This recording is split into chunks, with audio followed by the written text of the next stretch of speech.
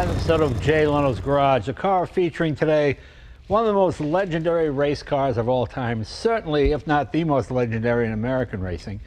This is a car with a storied past, built by a guy named Max Balchowsky.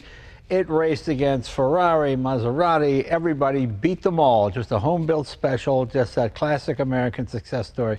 Driven by the greatest drivers of the era, Carrol Shelby, Dan Gurney, Bob Bondurant, Max himself. Just an amazing, amazing story. And the caretaker of this car, the owner of this car, is a man who has kept it. He's kept the history going. He's preserved it exactly as it was. It's still racing. This car has been racing every year since what, 1959. So please welcome Dr. Ernie Nagamatsu. Ernie, come on in, my friend. He has been in the racing game. I know you're a dentist by trade, but I always think of you as a racer. And you do beautiful work. He's written a number of books, Legends of Motorsport, and he's done beautiful, I guess, sculptures you'd call them, right? You did them for all the great drivers, Surtees, everybody. It's Nuvolari's little turtle. Yes. Yeah, I've got one. They're just a fantastic heirloom from well, just the greatest era in racing. The late 50s, this was the time of home-built specials like this, and this really did beat all the Ferraris and everything, didn't it? Yes, it did, and it represented America because against the factory team cars, it was a Buick Nailhead that just represented American racing. And it had a lot of Buick parts in it. It had the finned Buick brake drums, as I remember. And they were the most beautiful brake drum in America at the time. It sounds silly to say, but beautiful, all finned aluminum, almost like the Alpine brake drums. Yes, yeah, right. Almost an American version. And we don't think of Buick as a race car motor, but the Buick Nailhead, 401 cubic inches, what it made up for in crudity, it overwhelmed in power and torque, didn't it? Just the torquiest motor ever, this thing. Yes, I think the torque alone is the thing that attracted Max to this Buick motor, because out of the 50 trophies that were given to me in my Max, half of them were drag trophies from San Fernando. He would go there and they would open the gate and they'd wave him in, he'd take a run, he'd win everything but leave the trophies and come home. He was testing torque. This had more torque than anything available. Now, Max Balchowsky was an amazing guy. I met him a few times, didn't know him that well, but I had met him a few times. He was quite elderly, which means he was the age I am now when I met him. And just one of those home-built, you know, there was an era in America in that first 25 to 30 years of like Duesenberg and all these kind of engineers that were just intuitive, guys that could look at something and go, oh, 1/10,000th, okay, and it was exactly right. And Max was one of those guys. The year I was born, 1950, he opened a shop here in Hollywood, and as I remember, he didn't even put his name on it, did he? Never did. No, people just knew, oh, that's Max. You went down there, and it was sort of the gathering place for all the hot rodders. I remember, I think they also used to go to Bob's Big Boy. There's a Bob's Big Boy here that had a car night every Friday night. And it started just about 1948, 1949. So Max and all those guys. And there's so much history in this area right around my garage that even Amelia Earhart lived right down the street and her hangar was right over there. So this has always been a place of horsepower, be it automotive or aviation. But this is the car that was just the legendary car. I mean, this is sort of Max's idea of a joke, the white wall tires. But originally, he used them because they were a softer compound. Isn't that correct? Yes. In fact, what I have is I always carry with me is the Gardner Reynolds lighter. And this was one of the first things he gave me. And Gardner Reynolds was the company to go to for recaps. And Max was the first one with a durometer. He was asking for quicker cure times to get softer tires, while everybody else was going Continental Dunlops, very hard compound, and he knew ahead of the game that you needed softer compound. And we should explain what retreads are, because a lot of, if you're under 40, retreads I think are illegal now, but they used to take a ball tire and they would cut a new tread in the tire, which made it especially thin, and a lot of times they even take old rubber, melt it around the tire. And a lot of times you go down the road, you just see those things fly off, and especially on a motorcycle, it couldn't be anything more dangerous.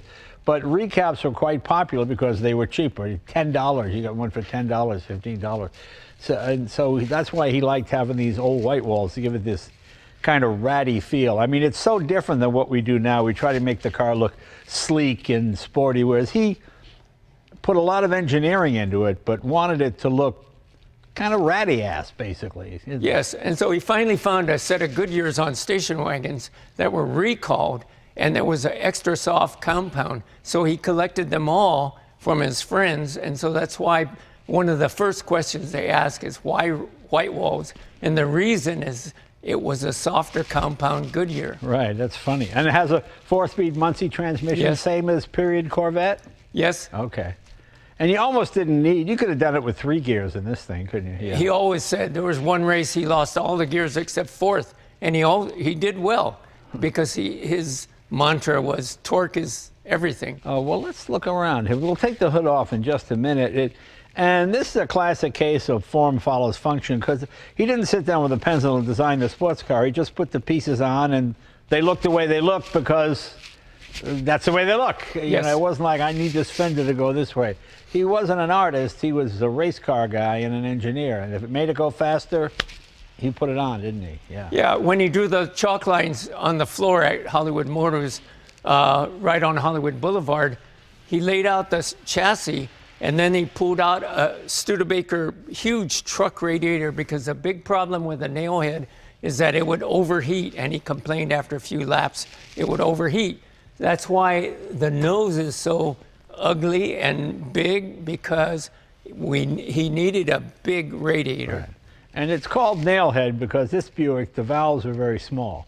That was sort of, not really small, but slightly smaller than every other V8 Yes. in the General Motors line. But that made it more torquey, didn't it? Yes. Yeah, it gave it a little bit more torque. And how about, did he keep standard pistons and crank and camshaft, or did he modify those as well? Yes, he did. In fact, that's the thing, is that it was very streetable, drivable, and it was a race motor, but he didn't do much, and he kept everything loose on the top side, and he always said he could rev it out. Yeah, it's just so funny to think that something like this, that looks like this, beat Ferrari, Maserati, Jaguar. I mean, don't forget, this is the 50s when Jaguar ruled Le Mans. Jaguar had the fastest car you could buy, certainly in America, if not the world, the 120 Jag. Yes. You know, cars barely went 100, so a Jaguar went 120. That's why it's called the 120. So that was unbelievable. The fact that this beat all of those cars in the races is pretty amazing. Pretty amazing. What else have we got here? Obviously made the exhaust system himself.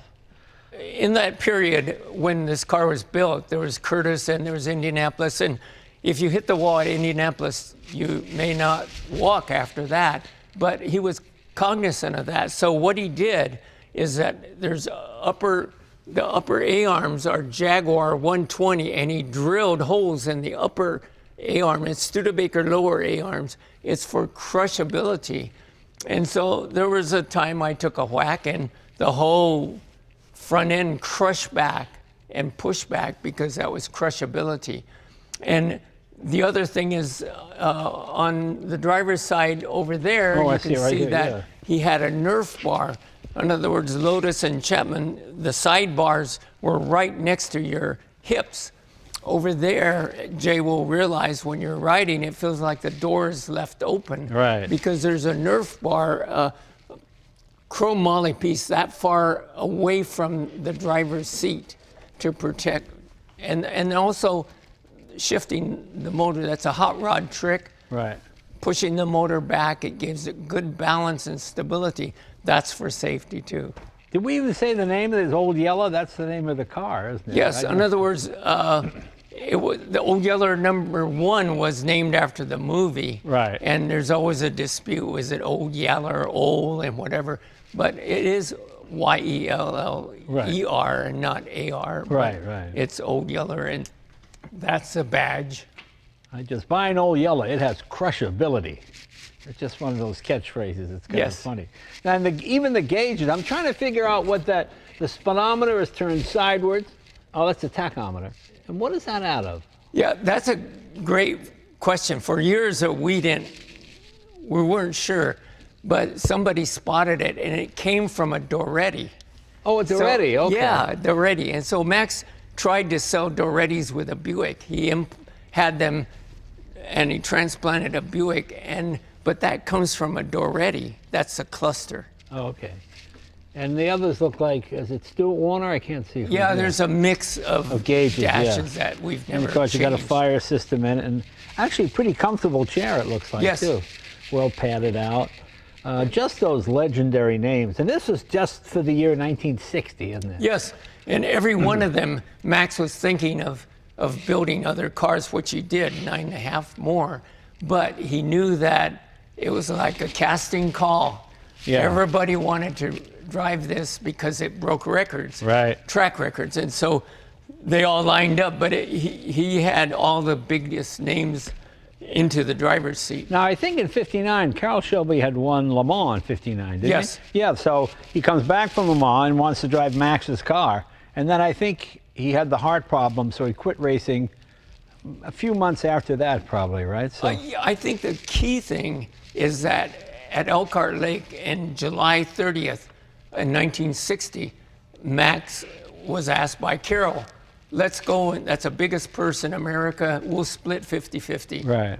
Let me race your car. So he took it, and everybody was there, including the Maserati long nose streamliner. Right, sure. Everybody was there. Every factory team car sent their best cars.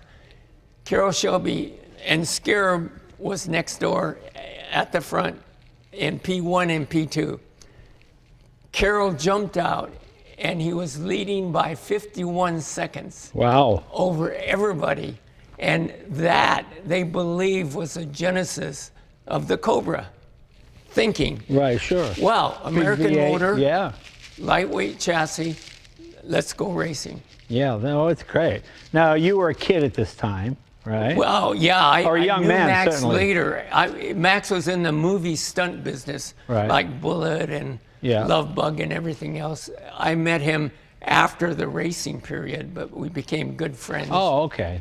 So you didn't follow it as a kid in period? No, I didn't. But he gave me all the archives before I even got this car. I have all the photos, the lap sheets, I have the programs, I have everything, and I didn't have the car. Yeah. Oh. And he helped me search out cars, and finally we got this car. And this has always been a valued car. This was never an old race car that was stuck in the back and then discovered years later. It's been raced continuously, correct? Yes. And there was only a period of 2 years that it sat in a backyard in Fresno. Right. But what had happened is that they continued racing after the high water mark of racing and went SCCA racing. So when this car was found, it had a Chevy motor. All right. And it had disc brakes, and it looked, it had flared out rear fenders for wider tires. And that's when it was found. But it's been only 2 or 3 years out of racing, but we've raced it at Goodwood, Silverstone, Australia, and New Zealand. And so it's been around the world racing continuously since the fall of 1959. Well, I remember seeing it in the Elvis Presley movie, Viva Las Vegas. Yes. Which is like the dumbest car movie. I think, is that the one where Elvis is driving a Cobra and a girl runs him off the road and the Cobra goes in the water, and when they pull out of the water, it's a TR3. Yeah, that was a second. He worked with him on that. Max did all the stunts. Right. So he did. But because Max was a stunt coordinator for the prepping the cars, he picked customer cars. And so if you look at all those movies, they're customer cars with a number on the side. That's funny. They're not full race cars. That's funny. So what made you, did you put it back to the original configuration? No, it got put back just before I bought it. Right. And the gentleman that had it for sale, but he was kind enough, this is called a junkyard dog, but it was like he was kindly enough to wait and call me every other month saying, this is the last price. And finally came to the point where he said, there's a guy with a trailer and a check coming. And I said, check's in the mail. So tell me, what was, have you been trying to buy it for years and years, or what was the story? No, it was a period about a year that the guy that had it posted it up for sale at big bucks beyond my budget. Right. But he was kind enough to keep calling me saying, knowing I knew Max and I had the archives, he said, you sure you should buy this car? And he saved me by making a call to me saying, the guy's coming with a trailer. And I said, that's it. Yeah, yeah. Now, was this hard to explain to the wife why you bought this, what I think most people don't know, consider just an ugly old car? What? How much was that? Did you tell your wife exactly what you paid for the car? Actually not, because fortunately we had Max over for dinner and and got to know Max really well. Okay. We took care of him quite well, and so it was all part of family. No, that's great. And his wife also worked on the car. She did welding and stuff, right? She did. Ina, was that her name? Ina? Yeah, Ina, yeah. She welded the chassis. And Pete Brock, the famous R. Pete Brock designer, he worked at Hollywood Motors for Max and Ina. I keep thinking Pete Brock must be 150 years old because he's involved in every important car. I mean, the Stingray, I mean, cars that were 60, 70 years ago, and he looks younger than me, so I don't get how that works, but he's just an amazing guy. Yeah, he's just an amazing guy. I know, and he was involved in this too, which, well, he gave me a beautiful little sculpture of this car. And this is really quite a famous car in American road racing.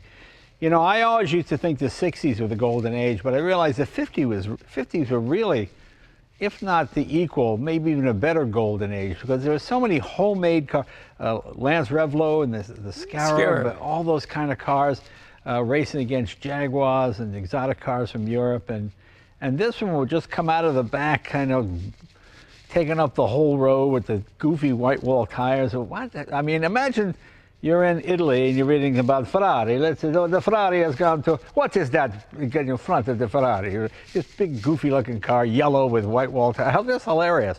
I don't even know what those wheels are. Are those wheels Buick rims? What are they? They look awful wide. Yes, they're actually standard rims. They're not any racing. It's just fun to see an era when you could build your own car. You could drive this to the track, race it, beat everybody, and drive home again. Yeah, he never had a trailer, and so we really enjoy taking it around because people treat it like a people's car. They come up and touch the fenders. Right. They don't touch fenders of Ferraris and Maseratis. Right. But they'll come and check if it's aluminum. And they have wonderful comments. One lady in England said, "Oh, that's as lovely as a box of toads." Box of toads. Well, I suppose. Yeah, all right, I'll give you that. Can we take this hood off and see the engine? Let's see. I know you got some guys with this. Where's our guys? Oh, let's see if I can assist here. Ladies and gentlemen, the very famous Jimmy Shine. Thank you. Look at that. Thank you, sir. Thank you. Now, see, I thought you would have the. They made a custom dress-up kit for the 401. Remember, it had the fins. Yes. But that was not functional, so there's no reason to have that. So well, this is standard, and standard. This is a color. In other words, if you don't see this green color, it's a pukey green, and if you don't see it, then it's not the Buick color. Are these Webers on here? No, they're Strombergs. Oh, Strombergs. Okay, that's right. Yeah. Yeah, Max did design one. I have the one he designed. Oh, and Offenhauser made this intake manifold. Yes. I didn't know they made it for the 401 Buick. Yes. Oh, very nice. So you can see that it is set back, way back here, and so it's really quite a balanced car. You'll find it's easy to drive. Dan Gurney said it's easy as driving or pushing a baby carriage. Right. Well, there you go. And what would you say the horsepower is? About 3.25, 330? At least that. But when you got 6.6 behind you, that's a lot of wind in your sails. Yeah. Well, I mean, it's like they say. Horsepower sells cars, torque wins races, doesn't it? That's right. Yeah. And Max always said there's no substitute for horsepower. Right. Yeah. And that's sort of modern. That's a little later. Extra big pan on it. Yeah, it really is something. It really is something. Yeah, and I think there's little bits that still belong from that period because that door he made and the handle, the swing mechanism he made, but that never fit in all the pictures, and it still doesn't fit. The door has a big gap in it, and this is an aircraft filler cap, and that's what Max had. So it's sort of a tribute to Max, Inside, as you open it up, we have the safety fuel tank, Right. racing tank, but it's sort of a tribute to Max. Gotcha. There's a lot of dents, but we've left it the way it is and haven't changed anything. It's just so impressive. Can I take it for a ride? Yes, you're welcome. Wow, it's got plenty of power. Jesus.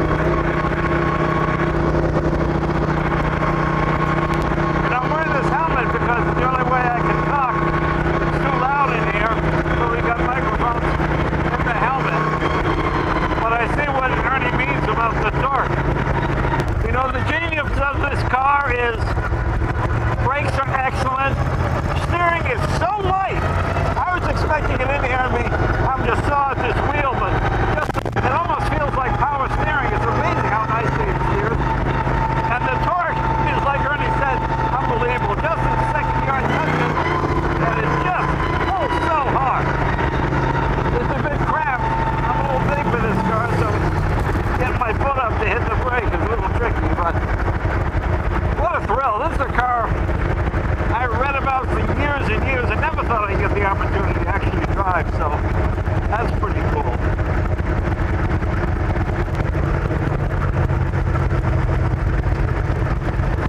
This car was born like 6-7 miles from the shop, so it's kind of cool. There's so much history around this part of Burbank because after the war, all the engineers, all the airplane guys come out and work at Lockheed and all the other airplane factories. They bought expensive cars or they bought cheap cars and hot-rodded them like Max did. And this thing, boy, it's really brilliant. You see why it was able to beat Maserati and a Lamborghini, not Lamborghini, but a Ferrari and Alfa Romeo. You had this enormous 401 cubic inch engine when they were running 2.5 liter, 3.5 at the most. Even the Jag was, what, 3.4, so you can see why this thing had a bit of an advantage.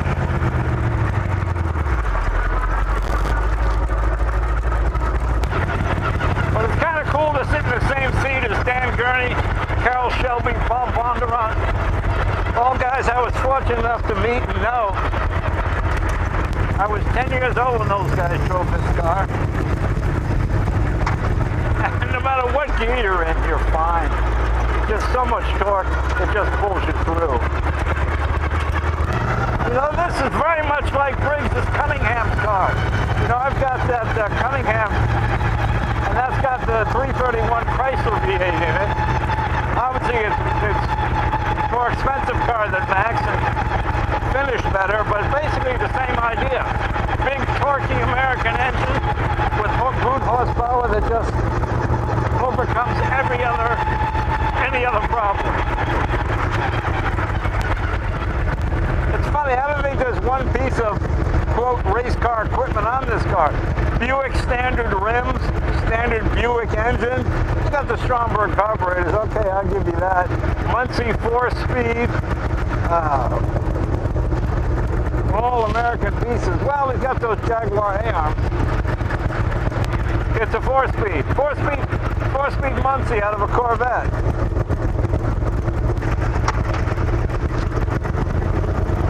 I love this era when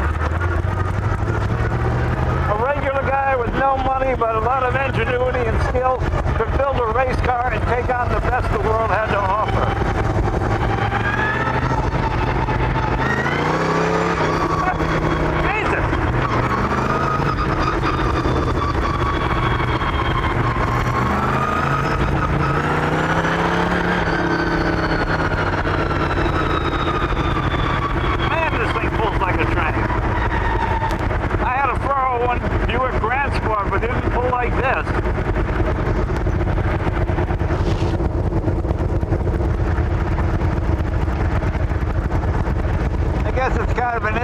Joke this speedometer only goes to 100, but this is certainly capable of way more than that.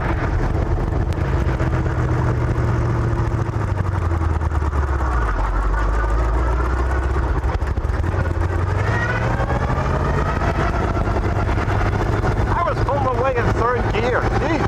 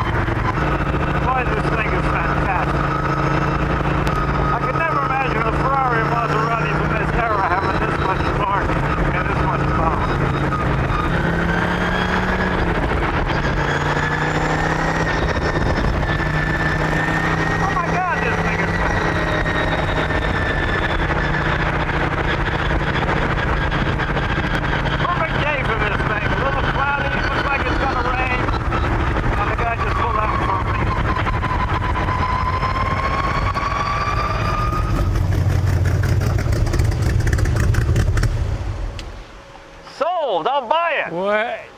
Great. Well, you know, that is one of the best cars I've ever driven. Is that right? I'm stunned at how good the steering. You know, I expected it.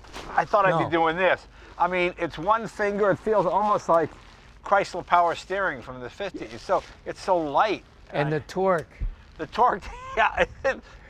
This has more torque than a Hemi for some reason. It seems. Oh, yeah. What does this weigh? 2,400? No, about 22, About 22. Boy, it really.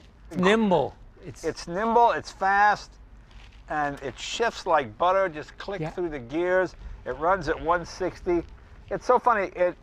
You think it looks crude, so you think it'd be crude. Yes. But no. it's not. I mean, I think this handles better than probably any Corvette from the period. Yes. You know, certainly 59 to 60.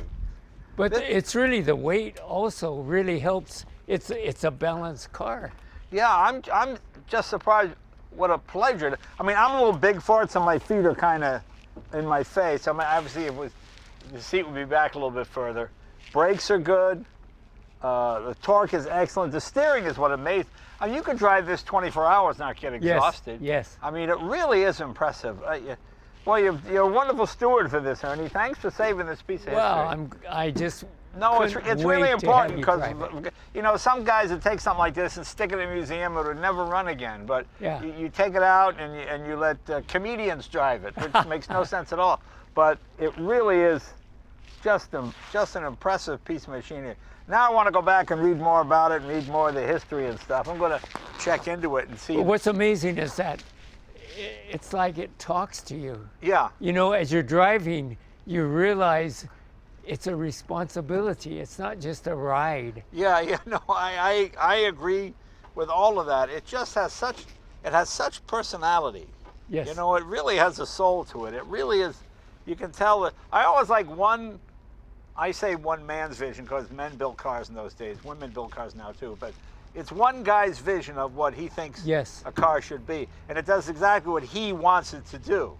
You know, I laughed when I said, "Oh, the speedometer goes to 100 in the neighborhood." It's not even hooked up because this thing is over 100 all day long. So Yeah. he'd just be breaking that cable every other day. But Ernie, thank you. I can't thank you enough. What a thrill this Wow, was. it's great to have you in Thanks, this and seat. thanks for being a great steward. to So this what I'll piece do of is I'll history. put your name with Marks a Lot underneath there. Yeah, just right. For Yeah, just, $100 a year. you put me with crayon underneath Shelby and those guys. Well, it's fun to sat where they sat, I tell you. And that also adds to it. You're sitting where the Giants Yes. sat, you know. Yes. And it really is. It really is something. Well, congratulations, my friend. You got a real, and thanks for taking such good care. It starts on a button. It doesn't stall. It doesn't lurch with the clutch. Yes. I mean, everything about it is just perfect, except the way it looks. Congratulations, my friend. Thank you. You're welcome. Hey, we'll see you guys next week. Thanks for watching this piece of history.